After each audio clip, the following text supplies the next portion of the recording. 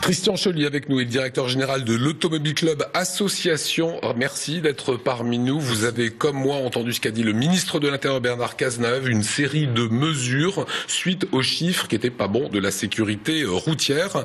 On va en décortiquer certaines. D'abord, vous avez été étonné qu'on réagisse à chaud en fonction des chiffres?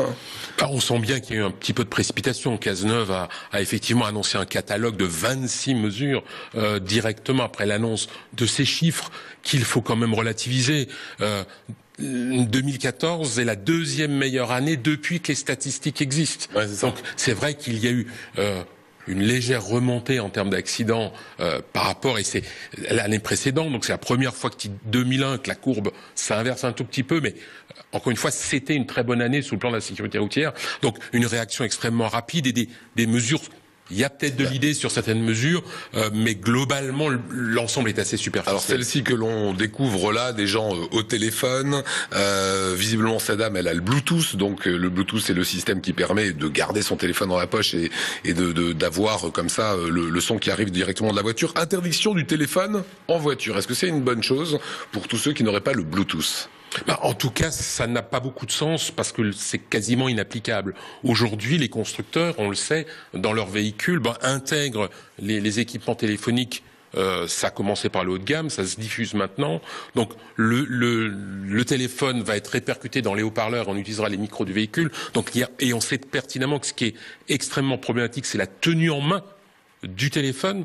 Rappelons que déjà téléphoner, mais faire un texto au volant, c'est un risque d'accident multiplié par 23. D'accord. Donc c'est bel et bien cet aspect des choses qui est à prendre en compte. Autrement, on milite bien sûr plutôt pour des questions de formation, notamment des jeunes conducteurs. On a là plus de la moitié des jeunes conducteurs qui font des textos, un quart d'entre eux font des selfies au volant et les postent sur les réseaux sociaux en conduisant. Donc c'est bien sûr là, c'est sur ces éléments-là qu'il faut profondément travaillé, et là le gouvernement ne répond qu'en disant qu'il va examiner une mesure liée au surteintage des vitres pour vérifier si effectivement comment mieux contrôler le téléphone. Voilà, parce que les vitres teintées, on n'arrive pas à voir la personne qui conduit, qui téléphone ou pas, quoi. Alors vu que ce sont plutôt les voitures haut de gamme qui sont équipées de Bluetooth, est-ce que cette mesure ne favorise pas finalement plutôt les riches ?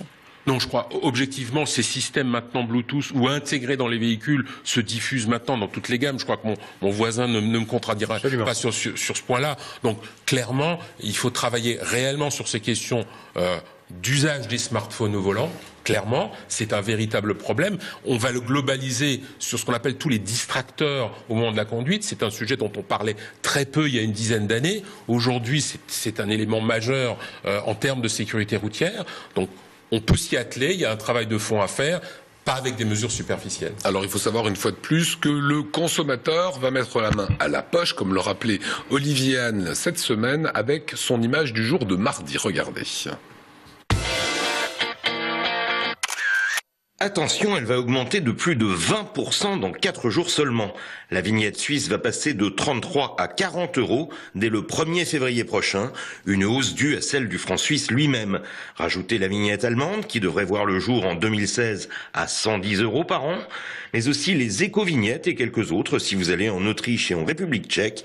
Et votre pare-brise va bientôt ressembler à ça et surtout vous coûter très cher. Oui, c'est sûr, c'est drôle, l'image de fin, mais c'est toujours le consommateur cochon de payant, quoi. Oui, bien. Le problème, c'est qu'on a des péages, effectivement, en France. On le sait, avec de très bonnes autoroutes, il est vrai, mais chères. Les autres pays se rendent compte que l'entretien des routes, ça a un coût.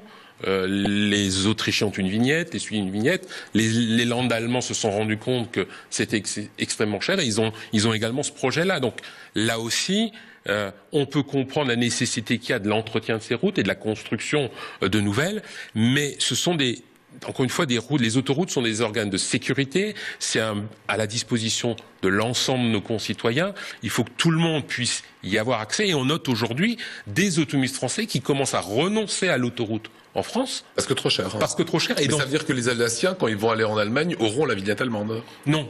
A priori, il y a déjà eu plusieurs versions. On va peut-être en attendre la 4e ou la 5e qui ne devrait pas tarder. Il était question que l'ensemble des routes allemandes soient concernées. Puis ensuite, un ministre a fait marche arrière, uniquement les autoroutes. A priori, la dernière version ferait qu'on pourrait tranquillement aller par les routes nationales dans les villes allemandes sur Fribourg, frontalières, sur Offenbourg, voilà. Fribourg, etc., sans payer cette vignette. Mais bien sûr, elle serait indispensable sur l'autoroute. Allez, 2 questions encore. Abaisser le taux d'alcoolémie à 0,2 chez les jeunes conducteurs. Alors c'est louable, hein, forcément, pas d'alcool au volant.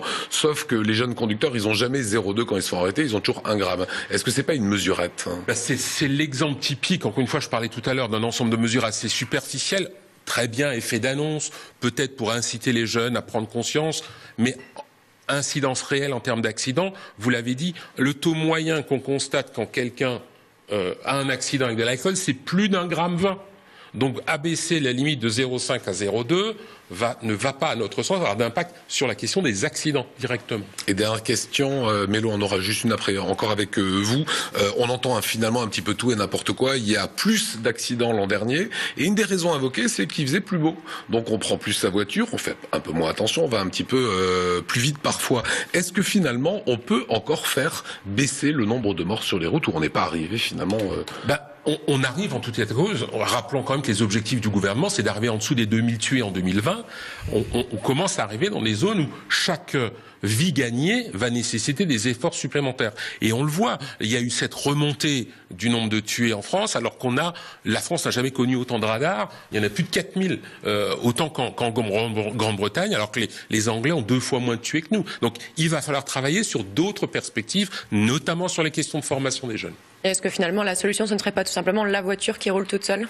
Mais elle va arriver. Alors sans même parler de la Google Car qui est annoncée pour 2020, mais tous les constructeurs ont bien sûr des éléments dans leurs tuyaux. Renault en a annoncé pour 2018 des véhicules partiellement autonomes, et quand on dit partiellement autonomes, c'est des prises de parking.